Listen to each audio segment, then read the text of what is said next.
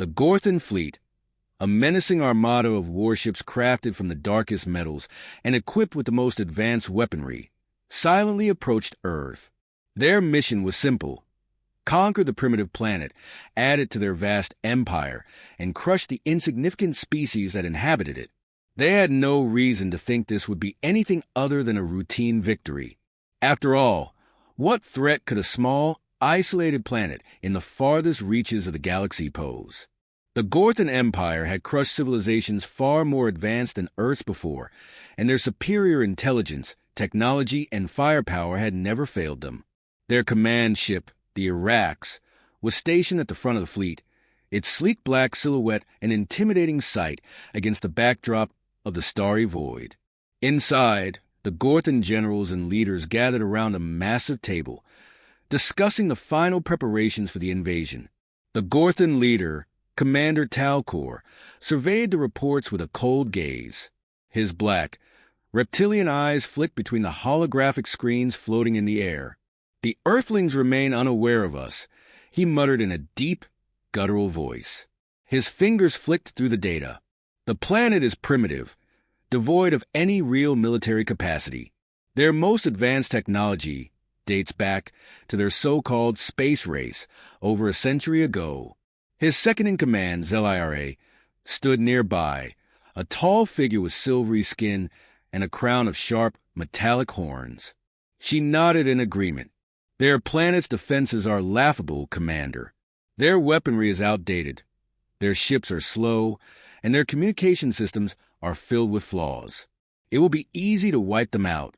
"Indeed," Talcor replied, his voice full of confidence. "We'll strike them with overwhelming force. Let them see the might of the Gorthan Empire." But as the fleet advanced closer to Earth, Talcor felt a twinge of curiosity. The Earthlings had never made first contact with the Gorthan, despite their attempts to reach out to various species across the galaxy. The humans' isolation baffled the Gorthan. Why hadn't they tried to communicate? Perhaps the Earthlings had no understanding of galactic affairs, or perhaps they simply didn't care. The thought was momentary. Talcor pushed it from his mind and turned his attention back to the invasion. "Prepare for the strike," he ordered. "We'll send a message. If they do not surrender, we will destroy them." On Earth, the humans had no idea that an alien threat loomed in the distance. Life on the planet went on as usual. Cities bustled with activity. Political leaders quarreled, and ordinary people worried about their day-to-day concerns. But there were whispers of strange occurrences, anomalies in the atmosphere, unusual energy signatures detected by a few observatories. No one really knew what it meant. Some dismissed it as space debris or the result of a new satellite malfunction. But to General Ben Williams, it was more than just a glitch. Williams was no stranger to oddities. He had spent his career in the military, often dealing with situations that defied logic and common sense. A grizzled man in his late 40s, Williams had seen it all: war, politics, and the occasional alien conspiracy theory. He wasn't one for superstition, but the strange data he'd been receiving from his contacts wasn't something he could ignore. For days now, his team had been investigating bizarre energy surges detected in the galaxy's outer rim. A human diplomat had shrugged it off as nonsense, but Williams couldn't shake the feeling that something was wrong. As he sat in his office, surrounded by old military memorabilia, pictures from the 80s and 90s, a few classic rock albums from his youth, and a collection of action figures from movies like Rambo and Die Hard, Williams frowned at the data displayed on his desk. It wasn't just the energy spikes. There was something off about the patterns. His gut told him that this was no natural phenomenon. "What do we know?" Williams barked at his team, his gruff voice cutting through the room. His chief analyst, Lieutenant Greg Thomas, was at his side, poring over the data. "There's a fleet, sir. It's massive, and it's heading toward Earth, but it's not registering with any of our systems. No one's ever seen anything like it." Williams leaned in, scanning the readouts. "A fleet? Who the hell is out there?" Thomas shook his head. "We don't know. There are some irregularities in the scans, but nothing conclusive. It's almost like They're blocking us from seeing them. Great, Williams muttered, running a hand through his short-cropped hair. He stood up and paced, the worn soles of his boots scraping against the floor. We've got some mysterious fleet headed our way, and we don't even know who they are. A junior officer, Private Jenny Parks, spoke up from the back of the room. Sir, what if it's aliens? William stopped mid-step and turned slowly to face her. The others in the room looked at her, some trying to suppress a chuckle, others waiting for Williams to speak. Aliens, Williams repeated with a raised eyebrow. He cracked a smile, though there was no amusement in it. You watch too many Star Trek reruns, Parks. But then, something in the back of his mind clicked. It was a ridiculous thought, impossible, even. But then again, how many times had the impossible become the norm for humanity? The Gorthan, as Williams had learned through classified intel, were a highly advanced race that had conquered countless worlds. They had the capability to make first contact with the galaxy's weaker species, but they hadn't yet made contact with Earth. Why? Suddenly, the realization hit him. These beings, whoever they were, didn't know Earth existed. And that was exactly why Williams had to act quickly. The Gorthan might be overlooking humanity, assuming Earth was insignificant, but he knew better.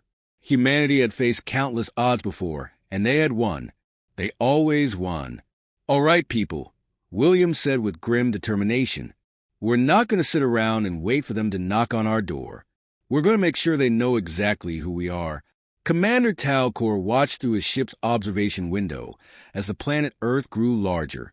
The blue and green orbs shimmered in the dark expanse of space, a jewel of life nestled in the vast emptiness. But it was about to be claimed, another victim of the Gorthan Empire. We'll give them one chance to surrender, Talcor said, his voice dripping with arrogance. But after that, we'll make them regret ever existing. He turned to Zaliare. Prepare the fleet for a full assault. Meanwhile, General Williams sat in his office, leaning back in his chair, staring at the ceiling. A small, old-fashioned TV in the corner of the room was playing a rerun of Die Hard. He cracked a smile as Bruce Willis's character made a witty remark. For a moment, the tension of the situation seemed to fade. But then, the reminder of the task ahead returned. You hear that, Gorthan? Williams muttered under his breath. This is our planet, and we're not backing down. With a determined nod, he turned toward his team. We've got work to do. The war was coming, and it would not be one the Gorthan would soon forget. The briefing room was dimly lit, the air thick with tension. General Ben Williams stood at the head of the table, arms crossed, staring at the men and women seated before him. His team, ranging from battle-hardened veterans to eccentric specialists, was his only hope in facing the coming storm. Williams had assembled them not for their military rank or formal education, but for their ability to think outside the box. And when the Gorthan fleet arrived, it would take more than just firepower to stop them. It would take human ingenuity. Listen up, Williams began, his voice firm and steady. We don't know what we're up against, but we're not going down without a fight. The Gorthan think we're primitive, and that's exactly how we're going to beat them. They don't know a damn thing about us, and we're going to use that to our advantage. He turned to his first recruit, a wiry man with a perpetually disheveled appearance, Private Danny Dizzy Alvarado. Dizzy had been a hacker before being recruited into the military, and he had an uncanny ability to break into any system, human or alien. His fingers twitched at the thought of the challenge ahead. He wasn't your typical soldier. He hated the idea of anything resembling a standard military operation. But when he'd seen the first signs of the alien fleet's arrival, he knew his time to shine had come. You'll be our eyes and ears, Williams continued, nodding at Dizzy. I want you in their systems. I don't care how you do it. Just make sure we know where they're coming from. Dizzy smirked. Consider it done. But, sir, I think we might have a little fun with their tech before we do anything serious. You know, a little alien prank to keep them on their toes. Williams cracked a grin. Just make sure we don't blow up their entire fleet by accident. We need them alive for interrogation later. Yeah. Don't worry, I got it. Dizzy replied, tapping his fingers together with a mischievous glint in his eyes. Next, Williams turned to the other members of the team. Lieutenant Greg Thomas, an analytical mind who could spot flaws in any strategy, and Corporal Jenny Parks, a sharpshooter whose aim was deadly accurate even in the most stressful of situations. She had a quiet demeanor, but a fierce determination that spoke louder than any words. "Thomas, Parks," Williams said, his voice becoming more intense. "I need you both to help organize our defenses. We don't have time for conventional strategies. I want traps, misdirection, and any advantage we can get. We fight dirty, and we fight smart." Parks nodded, her hands resting on the rifle at her side. "I've got some ideas for the terrain. If they're expecting a straightforward fight, they're going to be in for a surprise." Thomas adjusted his glasses, already thinking through the logistics. "We'll need to set up the perimeter quickly, and I'll handle the strategy. I'll use the terrain to funnel them into kill zones. Let's just hope their fleet doesn't have cloaking technology." Williams took a deep breath. "We'll be ready. They've never seen anything like us, and we're going to make sure they know it." As the team gathered around the large map of Earth's defenses, the door to the briefing room opened with a creak. A new face stepped in, a grizzled man who looked as though he'd stepped straight out of a John Wayne movie. It was Sergeant James "Rusty" McGraw, a former Navy SEAL with a reputation for getting the job done, no matter the cost. McGraw had retired years ago, but had been called back for a special assignment. He didn't like the idea of leaving his quiet life behind, but when he received the call from Williams, he knew there was no choice. Rusty's rugged features were weathered by years of combat, but his eyes still held the fire of someone who had faced death more times than he cared to count. As he approached, the team fell silent, their gazes locked on him. He wasn't much for words, and he wasn't a fan of standing around in fancy briefing rooms, but the moment Williams had called him, he'd known what was coming. "Williams," Rusty grunted, sitting down at the table. "I hear we've got some guests from the stars. You're not looking for any fancy SEAL tactics, are you?" Williams shook his head, a wry smile tugging at his lips. "We're not going to play by anyone's rules, Rusty. These aliens think we're a bunch of amateurs. I say we teach them that they've got the wrong planet." Rusty cracked his knuckles. "Sounds like my kind of party." "Glad to hear it," Williams replied. "I need you on the front lines, old man. Get our forces ready for a fight they won't forget." Rusty stood and gave a short, sharp nod. "You got it, sir. I've got a few ideas of my own, but I'll need to take a look at the area first." As the team began to scatter, preparing for the war that was fast approaching, Williams pulled a bottle of whiskey from his desk and poured himself a small glass. The weight of what they were about to face pressed down on him. The Gorthan were ruthless, but they had one glaring weakness. They underestimated humanity, and that was something they would soon regret. The team worked tirelessly over the next few hours, setting traps and preparing ambush points. The alien fleet was drawing closer, but they had no idea what was coming. Dizzy was already deep into their systems, sending out fake transmissions to confuse the aliens, while Parks and Thomas devised a series of defensive positions that would force the Gorthan into narrow corridors. Rusty, ever the strategist, was making sure there was no chance for escape, no safe ground. Williams walked through the makeshift command center, surveying the preparations. He could feel the tension in the air, a mixture of fear and determination. The soldiers were ready, but they were about to face an enemy like no other. They weren't prepared for the technological advantage the Gorthan possessed, but that wouldn't stop them. "We may not have their tech," Williams muttered to himself, "but we've got something they'll never understand: the will to survive." As the final preparations were made, Williams looked out the window of the command center, his eyes narrowing as the first of the Gorthan fleet became visible on Earth's horizon. The calm before the storm had passed. It was time to fight. The Gorthan were about to learn just how much of a mistake they had made in underestimating humanity. Williams took one last gulp of whiskey and turned to his team. "All right, let's show them what Earth's made of." The battle was about to begin, and for the first time, the Gorthan would be the ones unprepared. The Gorthon fleet loomed overhead, a dark, oppressive presence in the sky, casting a shadow over the city below. Their ships were vast, intimidating, and far superior to anything humanity had ever fielded. General Ben Williams stood with his team, watching the approaching armada through the command center's reinforced glass windows. The weight of what they were about to face hung in the air like a storm cloud, but there was no fear in his eyes, only resolve. "Everyone knows their roles," Williams said, his voice steady. "We can't afford to make mistakes. The Gorthon are counting on us to panic. Let's prove them wrong." Dizzy, his fingers dancing over a set of keys, grinned back at the general. "I've planted a few surprises in their communication systems, sir. They won't know what hit them. And I might have borrowed a few tricks from Star Trek, for fun." Williams nodded. "Just don't blow anything up until we need it to. We've got one shot at this." Rusty McGraw, his face hard and unyielding, stood by the door, already dressed in full combat gear.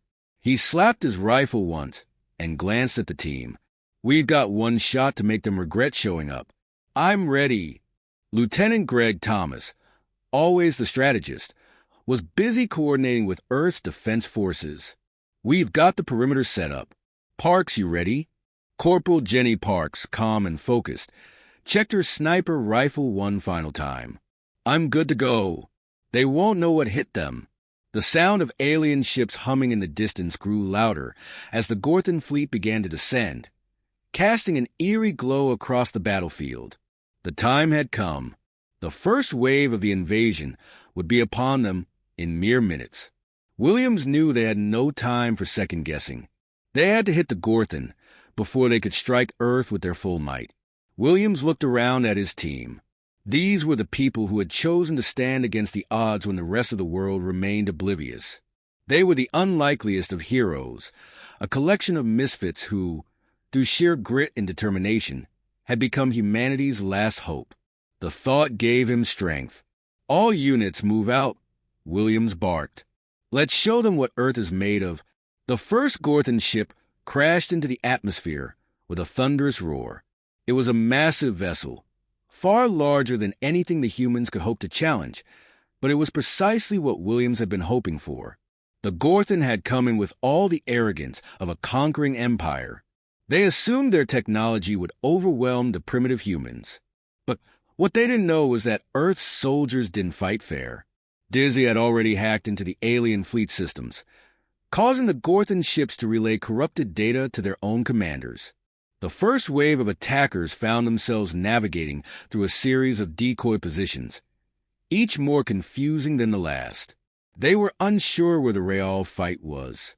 "Looks like they've fallen for it," Dizzy muttered, watching his screens flicker with the distorted images of Gorthon ships. "Their comms are all over the place. They have no idea where the real action is happening." Parks, perched high on a rooftop overlooking the battlefield, took aim. She had the advantage of perfect visibility, the kind of quiet calm that only came with years of honing her skills. The first Gorthon soldiers, unprepared for the brutal nature of the trap, marched right into her line of sight. One by one they fell, each shot precise and deadly, her sniper rifle a steady rhythm of destruction. They didn't know they were walking into a killing field, Park said, a small grin forming on her lips. "This is too easy." Meanwhile, Rusty was on the ground, leading the charge. His team of soldiers was already moving in, executing a series of guerrilla tactics that would have made any traditional military commander cringe. The Gorthon soldiers, expecting a conventional fight, were blindsided by the human methods. Every corner they turned, every alley they ventured down, they found themselves ambushed by earth-shattering explosives, makeshift traps, and soldiers who fought with the desperate ferocity of people who had nothing left to lose. Rusty wiped sweat from his brow, watching the chaos unfold. "This is a real party," he muttered to himself. "If the Gorthon don't take us seriously now, they never will." The battle raged on, a brutal, chaotic exchange of firepower, traps, and ambushes. The Gorthon began to panic, their commanders barking orders they couldn't hear. their ship's malfunctioning as Dizzy flooded them with false signals. Every plan they'd laid out was crumbling, their arrogance shattered by the unpredictable, unrelenting assault of humanity. They couldn't understand how humans, so backward and outgunned, had outsmarted them at every turn. In the heart of the battlefield, General Williams saw his opening. The Gorthon had concentrated their forces on the main assault point, thinking it was their best chance to break through. But Williams had anticipated that. He led a small unit of soldiers, including Rusty and Thomas, toward the Gorthon flagship, the heart of their operation. If they could take out the commander, the entire invasion would collapse. As they approached the Gorthon command ship, the tension in the air thickened. The vastness of the ship, surrounded by smaller vessels, felt oppressive, like a fortress that could never fall. But Williams wasn't the type to back down, not now, not with everything at stake. We get in, take out their leadership, and get out. Simple, Williams said, his voice grim. Rusty snorted. I like simple. Let's do it. They fought their way through the Gorthon's outer defenses, the sounds of gunfire and explosions echoing in the distance. They moved swiftly, silently. Humans had learned how to operate under pressure, and they had an uncanny ability to make the impossible seem routine. They reached the command center, where Commander Talcor stood, overseeing the disaster unfolding around him. He was tall, regal, with sharp, reptilian features that seemed to radiate authority. But as Williams and his team stormed the command room, the Gorthon leader's expression faltered. He had never expected this. Humanity, Talcor hissed, you were never meant to be a threat. Williams met the alien's gaze, a fire in his eyes that even the Gorthon leader couldn't ignore. We're more than a threat. We're your downfall. In an instant, the room erupted into violence. Rusty was the first to strike, his rifle spitting a deadly stream of fire, forcing the Gorthon guards into retreat. Thomas and Parks followed, securing the perimeter while Williams and Talcor locked eyes in a final confrontation. You've lost, Williams said coldly, his voice carrying the weight of every sacrifice made to get to this point. You just didn't know it yet. Talcor's hand moved toward a hidden weapon, but before he could act, Williams fired, hitting the alien commander square in the chest. The impact sent Talcor stumbling back, his eyes wide in disbelief. With their leader down, the remaining Gorthon forces crumbled. Their once imposing fleet began to disintegrate in mere hours, as the humans' relentless assault turned their advantage into defeat. As the last Gorthon ship exploded in the sky, Williams exhaled a breath he hadn't realized he'd been holding. The impossible had been achieved. Humanity had won. We did it, Rusty muttered, wiping blood from his hands. Guess the aliens don't know how to deal with a good old-fashioned fight. Williams looked up at the stars, knowing that while the battle was over, the war for Earth's place in the galaxy had just begun. The Gorthon would learn a lesson they'd never forget. Underestimating humanity was a fatal mistake. The dust settled over the battlefield as the last of the Gorthon ships disintegrated into the void of space, their colossal forms falling apart like forgotten relics of a defeated empire. Earth had survived. Against all odds, humanity had emerged victorious. But beneath the euphoria of triumph lay the weight of what had been lost and what lay ahead. General Ben Williams stood at the edge of the command center's observation deck, staring out at the dark sky. The air was thick with the scent of burning wreckage and the distant hum of recovering military units. It was hard to reconcile the devastation with the victory that had come so quickly. Earth had won, but at what cost? His team had fought bravely, but there were casualties. The cost of victory, as always, was measured in the sacrifices of those who had been willing to face the impossible. General, a voice called from behind him. It was Lieutenant Greg Thomas, his face drawn but resolute. He approached, eyes scanning the horizon as though trying to make sense of the aftermath. We won, Williams said quietly, as if trying to convince himself. But this isn't how I imagined it would feel. Thomas nodded, his lips tight. We stopped them. That's what matters. Is it? Williams asked, his tone sharp. He turned to face his lieutenant. We've never fought an enemy like that before. They didn't just come here to conquer. They came with the belief that they were above us. What happens when the next empire thinks the same way? Thomas's eyes flickered with uncertainty, but he didn't waver. Then we show them what happens when you underestimate humanity. Meanwhile, on the ground, Corporal Jenny Parks was helping her squad pull wounded soldiers into a safe zone. Her normally composed face was grim as she checked each soldier's pulse, her hands moving with practiced efficiency. The fighting was over, but the real work had only just begun. Earth's military would need to rebuild, heal, and prepare for the consequences of the war. Another one of her soldiers muttered, pointing to a young man who hadn't made it. Parks's heart tightened, but she said nothing. There was no time for grief right now. The mission had been completed, but the personal cost was something that would linger long after the victory speeches were made. Rusty McGraw, standing a few feet away, lit a cigarette, his usual scowl in place. His face was smeared with dirt and blood, and his uniform was ragged. He looked like he had fought a dozen wars in one day, and in many ways he had, but there was something different about this one. This time, humanity had won. Against all expectations, against all the odds, humanity had stood up and fought back. "You look like hell," Parks remarked, wiping blood from her hands. Rusty grinned, though it was a tired smile. "Ain't my first rodeo, kid." Parks chuckled darkly. "Maybe not, but this one was something else." They didn't know what they were walking into. "Yeah, well, now they know," Rusty replied, flicking his cigarette onto the ground. "Let's just hope they don't come back for round two." Back at the command center, Williams watched as the last remnants of the Gorthon fleet burned in the distance. The fight had been brutal, but it was over. Yet, the general couldn't shake the feeling that the war had just begun. Humanity had been pushed to the edge, and the universe had witnessed Earth's resilience. But with that resilience came a dangerous recognition. Humanity was no longer the quiet, isolated species it once was. The galaxy had seen their strength, and they would never be the same again. "Sir," Thomas's voice broke through his thoughts. "There's something you need to see."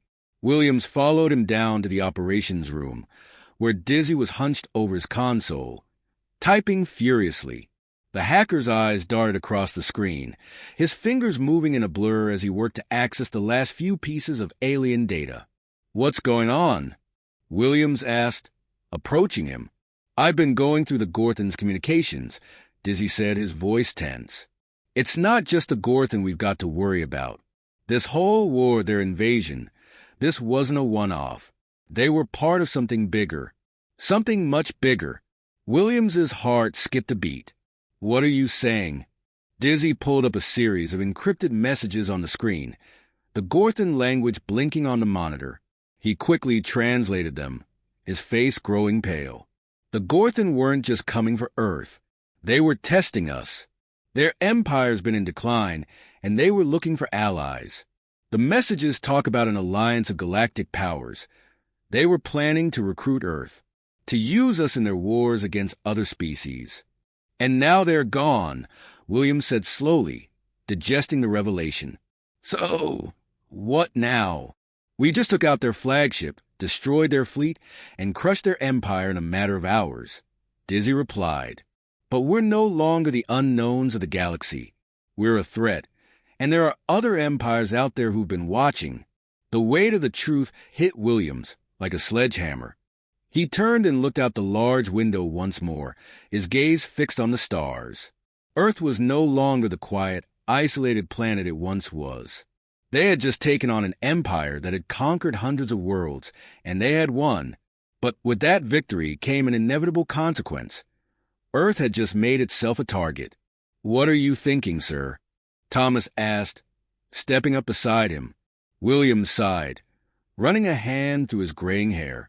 "I'm thinking we've got a lot of work ahead of us.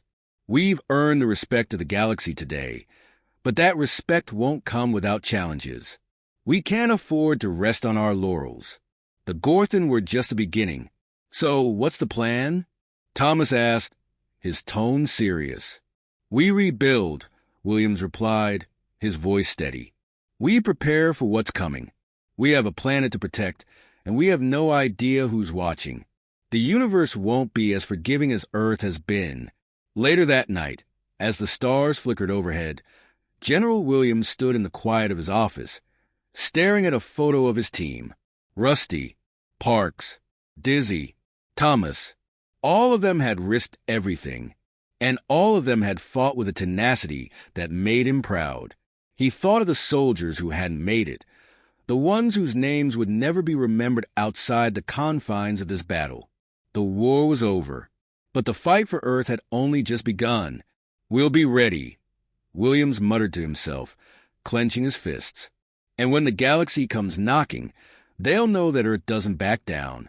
For the first time, he allowed himself to believe it. Earth had won today, but the future was still unwritten.